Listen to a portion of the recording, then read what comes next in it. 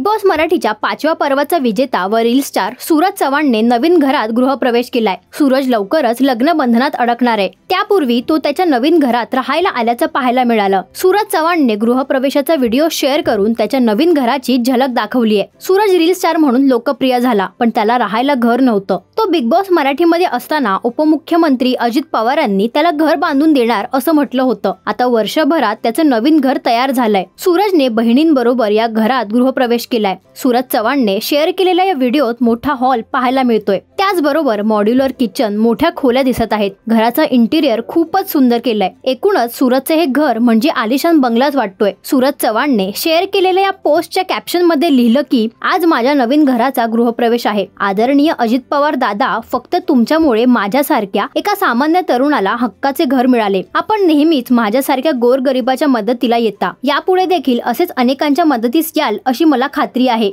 Hashtag यात हस्ते पर हस्ते मदत करणाऱ्यांचे देखील मनपूर्वक आभार असं कॅप्शन देत हा व्हिडिओ पोस्ट केलाय। सूरज चव्हाणच्या या व्हिडिओवर चाहत्यांनी लाईक्स व कमेंट्सचा वर्षाव देखील केलाय। सूरज चव्हाणचं हे नवीन आलिशान घर तुम्हाला कसं वाटलं हे आम्हाला कमेंट्सद्वारे नक्की कळवा।